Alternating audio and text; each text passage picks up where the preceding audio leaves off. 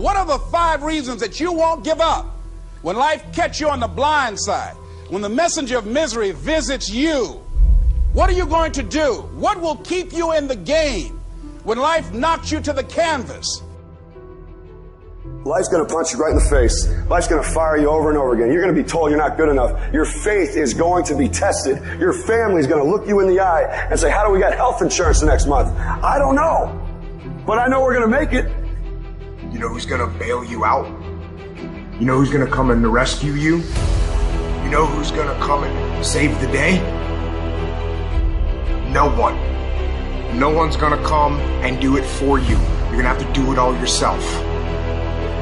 See, the Buster Douglas that fought in the last fight was not the Buster Douglas that fought Mike Tyson. See, the Buster Douglas that got knocked down while fighting Mike Tyson had gotten out of an alcohol recovery center. His mother had died. His wife was ill with a terminal illness. He was considered a nothing, a bum. So when he got knocked down, Buster Douglas had a reason to get back up because he said, I'm dedicating this fight to the memory of my mama. Life is hard, man. That's what it's about. Life is a challenge. If you don't work as hard as you can, if you don't sacrifice everything, if you don't get rejected and keep coming back for more, if you don't get your loyalty tested and your faith tested, you don't love that thing if you bail out. So if you fought through all that, that's love. So you've got to have some reasons that when life knocks you down, and it's going to. Hello, it's going to knock you down. When people disappoint you, and that's going to happen.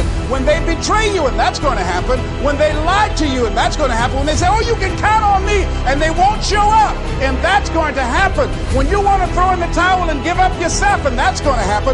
When life collapses on you and catch you on the blind side, what reason can you remember that you can call on, that you can reach on, that can make you get back up? Find that reason. Because when life had knocked me down, I said, life, I'm doing this because I want to make my mama proud of me. I'm doing this because I want my children to have a better life than what I have. I'm doing this because all my life I've been told I'd be a loser, that I wouldn't make it.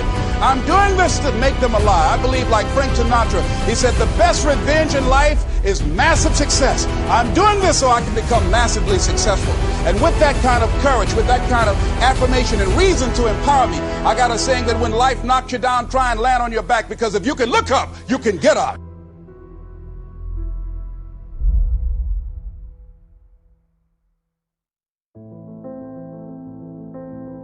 You don't have to be grim, but you do have to be serious.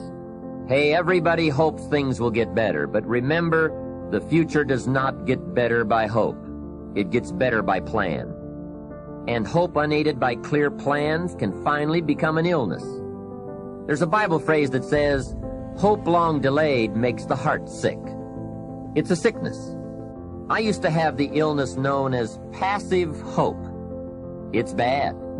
And there's one that is even worse, and that is called happy hope. That is really bad. The man is 50, and he's broke, and he's still smiling. That's bad. So get serious. Make plans. Put them on paper.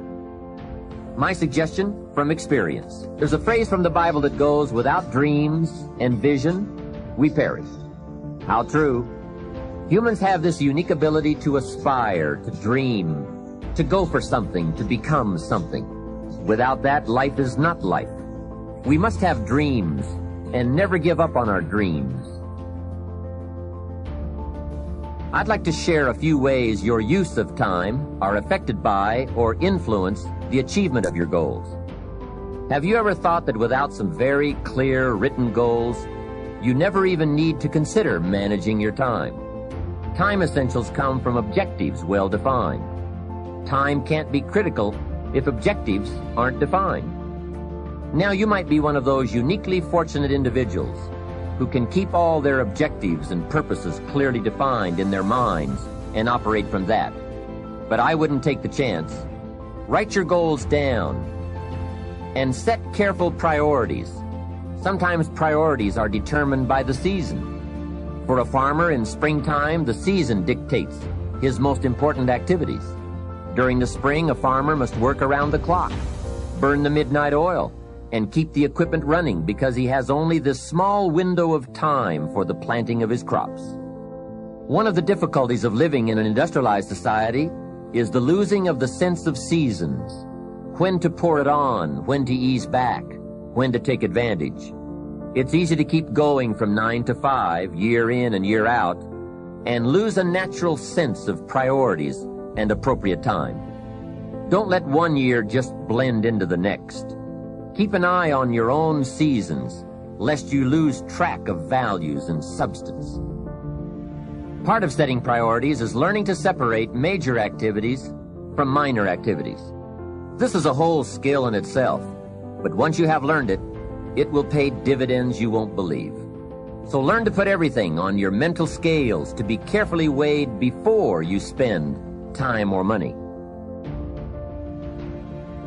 Of your sanity is socially distributed.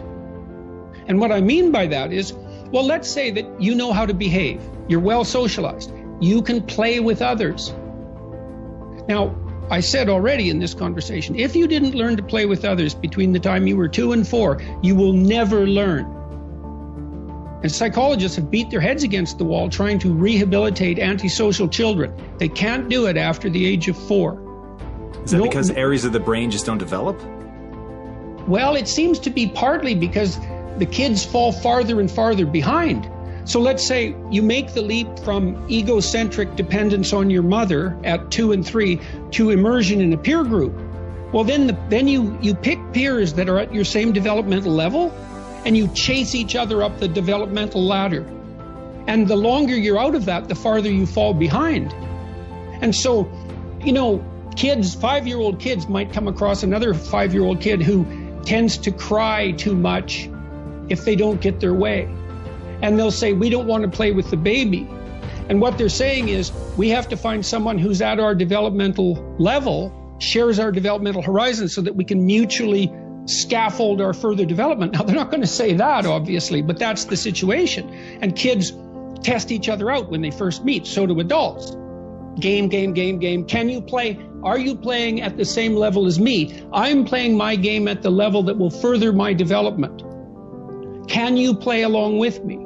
If not, well, maybe you're lower in status and I can pull you up as a mentor. Maybe you're higher in status and I can learn from you. But if you're a peer, we can play together. Anyways, if you're acceptable to your peers and you behave well, they'll accept you. And then they tell you all the time if you're acting appropriately. You know, if your jokes are funny, if you're dominating the conversation, if you're bringing something of value to the table. And all you have to do is pay attention to the social cues, and you'll keep yourself regulated. And at the end of the day, you're going to get what you focus on. They're both true. This is both the most amazing time that's ever happened, ever in recorded history. And yet real things that are terrifying are also happening.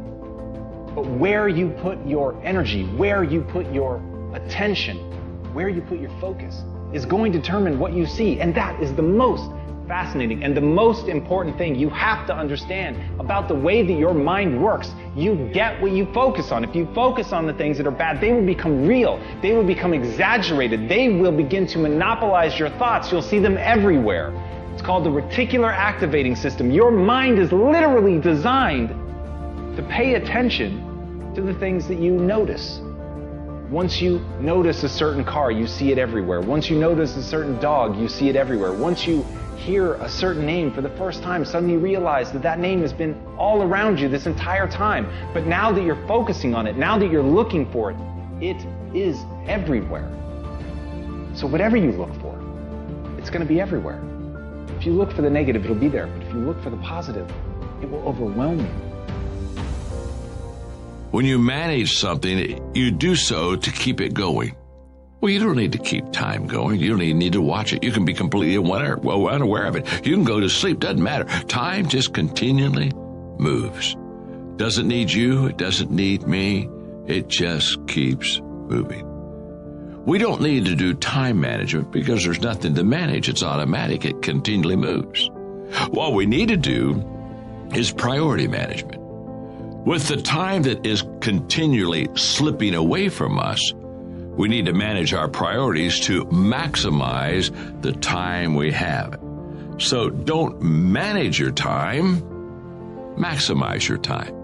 How? By doing the things that are the most important to do at that moment. Make every day your masterpiece.